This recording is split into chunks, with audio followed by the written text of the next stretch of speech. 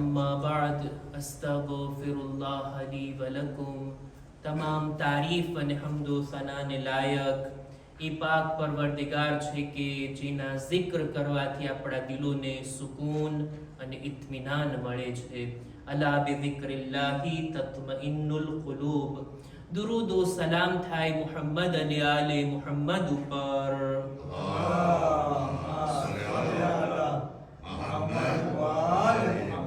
કે જેઓએ અલ્લાહની બંદગી કરીને આપણને ખુદાની ઇબાદતનો તરીકો બતાવ્યા, સિરાત મુસ્તકીમ પર પોતે ચાલીને આ રસ્તો આપણને બતાવ્યા, હિદાયતના રસ્તા તરફ આપણી રહેનુમાઈ કર્યા અને ખુદાની ખુશનુદી કેવી રીતના મેળવવી એનો તરીકો આપણને તાલીમ ફરમાવ્યા।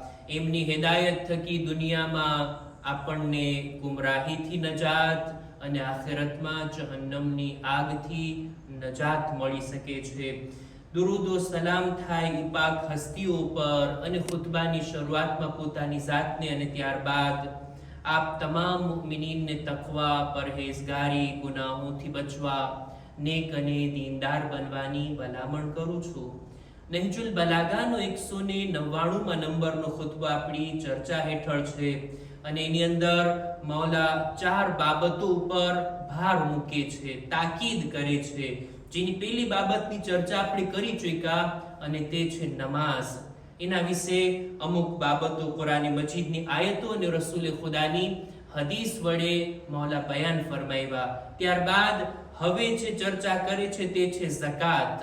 ગયા ખુતબામાં પણ ઝકાતના બારામાં અમુક જુમલાઓને રજૂ કર્યા। આજે વાતને આગળ વધારવા માંગુ છું। મૌલા ઝકાતના બારામાં બયાન ફરમાવ્યા કે ઝકાતને ખુદાએ નમાઝની સાથે રાખી છે। કુરાન મજીદમાં 30 થી વધારે વખત નમાઝ અને ઝકાત બંનેનો બાજુ બાજુમાં zikr થયો છે અને આ બંને ચીજો એવી છે કે જેનાથી બંદાઓ ખુદાની બારગાહમાં કુરબત અને નજદીકી હાસિલ કરી શકે। ત્યારબાદ આ બાબત ઉપર પણ ઈમામ ભાર મૂક્યા કે ખુદાની રાહમાં ઝકાત આપે એમ નહીં કે વાજિબ છે તો આપવી જ પડશે, આપવા વગર કોઈ છૂટકો નથી।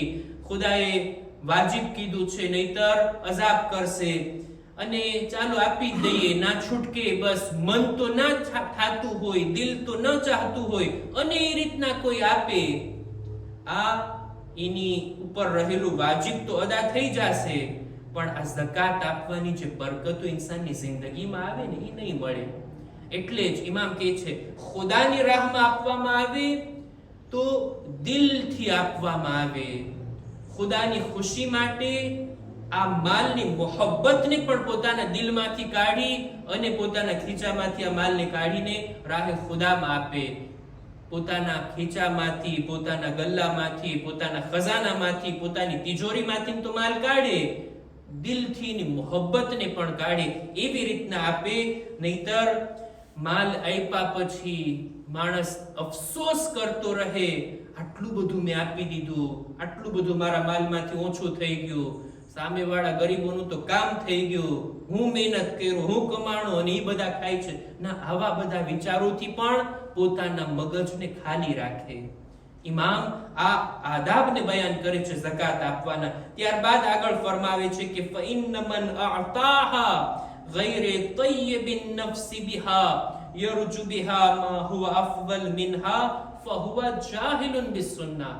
કોઈ માણસ ઝકાતને આપે પણ દિલથી ના આપતો હોય, ખુદાની ખુશનુદીને માટે ના આપતો હોય, આ માલની મોહબ્બતથી દિલ ભરેલું છે, દિલથી આ માલ છૂટતો નથી અને એવી રીતના આપતો હોય અને ખુદાની બારગાહમાં એનાથી બહેતરની આશા ન રાખતો હોય, એવા માણસ મૌલા કે છે માણસ રસૂલની સુન્નતથી જાહિલ છે। રસૂલ કેવી રીતના આપતા, રસૂલે કેવી રીતના ઝકાત આપવાની તાલીમ આપી છે, રસૂલની સુન્નતથી આ માણસ અજાણ છે, જે આપી તો દે છે પણ દિલથી નથી આપતો। મગબૂનુલ અજ્ર, એને પછી શું સવાબ મળશે, એને પછી ખુદાની બારગાહમાંથી શું અજર મળશે જો આ રીતના આપતું હોય। વાલુલ અમલી તવીલુન નદમ, આ માણસ ઈ છે કે જે પોતાના કામની અંદર ગુમરાહ થયો છે, અને આ માણસ છે કે જેને આપ્યું તો ખરા પણ એને કઈ મળવાનું નથી. કયામતના દિવસે અફસોસ કરતો રહેશે કે વાજિબ સમજીને વાજિબ અદા કરવા માટે મેં આપ્યું તો ખરા પણ મેં દિલથી નહોતું આપ્યું. કાશ દુનિયામાં જે હું રાહ ખુદામાં આપતો બધું દિલથી આપતો હોત તો કયામતના દિવસે મને અફસોસ કરવાનો આ મોકો ના રહી જાત. ઇમામ આ અદબને પણ શીખાડે છે.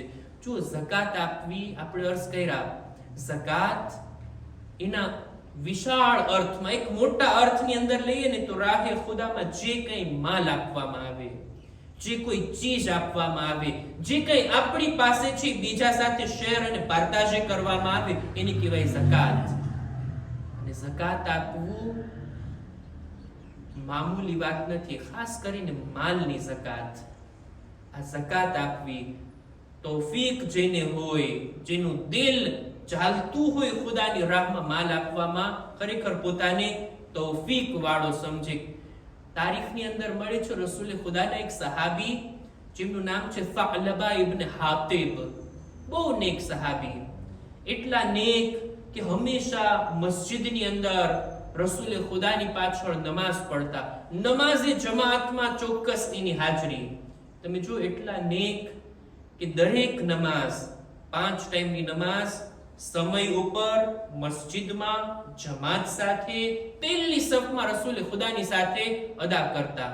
આટલા નેક સહાબી, પણ ગરીબ, ફકીર, એની પાસે માલે દુનિયા નહોતો, બસ ખાતા પીતા માણસ હતા. એક દિવસ શું એમને વિચાર આવ્યો, રસૂલ પાસે આવીને દુઆ કરવાનું કહે છે, યા રસૂલલ્લાહ, મારા હકમાં દુઆ કરો, ખુદા મને માલ આપે, દૌલતથી મને નવાઝે. રસૂલ ખુદાને જવાબમાં કહે છે, કલીલુન તુઅદ્દી શુક્રહુ ખૈરુમ મિન કસીરિન લા તુતીકુહુ. તારી પાસે થોડુંક હોય એનો તું શુક્ર અદા કરતો હોય એમાં તારી ભલાઈ છે, એટલા બધા માલ કરતા કે જેનો શુક્ર અદા કરવાની તારામાં તાકાત નથી. ચાલ્યું જાય છે. થોડાક દિવસ બાદ વળી પાછું મગજમાં વિચાર આવ્યો, યા રસૂલલ્લાહ, દુઆ કરી દો ને, ખુદા માલ આપે, દૌલત જેવી નિમત મને અતા કરે. રસૂલ ખુદા ફરી પાછા એને સમજાવે છે, ભાઈ, હું તારા માટે આઈડિયલ અને નમૂનો નથી, મારી જિંદગી તારા માટે નમૂને અમલ નથી. હું અત્યારે જો મારા માટે દુઆ કરું ને તો આ મોટા મોટા પહાડ સોનાના થઈ જાય, મારી પાસે મોટા મોટા ખજાના અત્યારે તરત જ આવી જાય, પણ આ બધા માલની શું જરૂર છે? અલ્લાહની ઇબાદતની તૌફીક છે, આ દીનદારીની દૌલત તારી પાસે છે, એ શું ઓછી વાત છે કે તારે દુનિયાનો માલ જોઈએ છે? ફરી પાછો ચાલ્યો જાય છે. ત્રીજી ફેરે જ્યારે આવે છે, હવે ઇસરાર કરે છે, પોતાના આ દુઆ કરવાના ઈરાદાને રસૂલની સામે વારંવાર બયાન, યા રસૂલલ્લાહ, તમે દુઆ તો કરી દો, ખુદા મને માલ આપશે તો હું નેક કામ કરીશ, ગરીબોની મદદ કરીશ, સગાવાલા ઉપર માલ ખર્ચ કરીશ, તમે દુઆ તો કરી દો. રસૂલે ખુદાએ જોયું કે ભાઈ આ મૂકવા વાળો નથી, આટલી વખત દુઆનું કીધું, રસૂલે ખુદાએ દુઆ કરી દીધી ના હકમાં. હવે જેને માલ વિશે રસૂલે ખુદાની દુઆ લાગે, સામાન્ય મૌલાના થોડી છે કે આપણને કહેતા હોય મૌલાના રિસ્કની દુઆ કરો, માલની દુઆ કરો. મૌલાના તો આટલી દુઆ કરે છે, કોઈના હકમાં કબૂલ થાય ને કોઈના હકમાં કબૂલ ના થાય, પણ રસૂલ જેને માટે માલની દુઆ કરી દે પછી તો શું કહેવું? ઈ જાય છે, જાનવર ખરીદે છે, ઘેટા બકરા ખરીદા, અને એવી બરકત થઈ એની અંદર કે આ જાનવરો વધવા લાગ્યા. એના પાસે જાનવરોની સંખ્યા એટલી વધી ગઈ, મસ્જિદથી દૂર રહેવા ચાલ્યો ગયો. પહેલા 5 વખતની જમાત નમાઝમાં હાજર થાતો, હવે દિવસમાં એક ફેર મસ્જિદે આવવાની તૌફીક. થોડાક દિવસોમાં તો એના જાનવરો એટલા વધી ગયા કે મદીનામાં નહોતો રહી શકતો, મદીનાની બહાર ગામડામાં જંગલમાં રહેવા જાય છે, અને આ પોતાના જાનવરોને સાચવે છે, એની સંભાળ રાખે છે. એટલા જાનવરો વધી ગયા કે હવે દર જુમ્માના ફકત હાજર થાય નમાઝમાં. પહેલા જેવી તૌફીક હવે નથી રહી. રસૂલે ખુદા તપાસ કરે છે, સાલબા ક્યાં છે? સાલબા ઇબ્ન હાતિબ કેમ દેખાતો નથી? જવાબ મળે છે ને, જાનવરો એટલા છે કે બસ પોતાના કામની અંદર જ એ મશગુલ છે. ત્યારબાદ હવે તો એટલા જાનવરો વધી ગયા કે વર્ષમાં 2 જ ફેરે દેખાય. કઈ મુનાસબત ઉપર? 2 ઈદની અંદર. પછી તો એ જોવાય ના મળતો.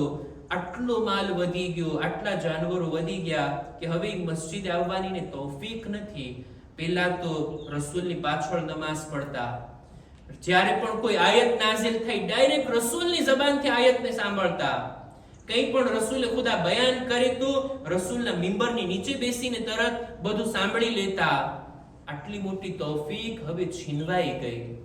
જો ખુદા કોઈને માલ આપે ને તો માલને ખમવાની તાકાત પણ આપે, એવી દુઆ કરવી જોઈએ. ખુદા માલ આપે ને તો સાથોસાથ માલની સાથે આપણે દુઆ કરવી જોઈએ જનાબે ખદીજા જેવું દિલ પણ આપે. નહીતર માલ વધી જાવ એ કઈ મોટી વાત નથી. ઘણા માલદાર છે દુનિયામાં, પણ બધા રાહે ખુદામાં, ખુદાની બંદગી કરવામાં આટલા સક્ષમ છે, આટલી તૌફીક છે ને. વિચારવું જોઈએ, મારી પાસે આટલી મશગુલિયત આવી ગઈ છે કે હું નમાઝે જુમાથી ગાફિલ થઈ જાઉં, હું નમાઝે જમાત એક ટાઈમ પણ શામિલ ના થાઉં, શિરકત ના કરું. આટલી બધી દુનિયાની મશગુલિયત. વિચાર કરવો જોઈએ. આવી બે તૌફીકી જે સાલબાને નસીબ થઈ, પેલા હતી તૌફીક છીનવાઈ ગઈ.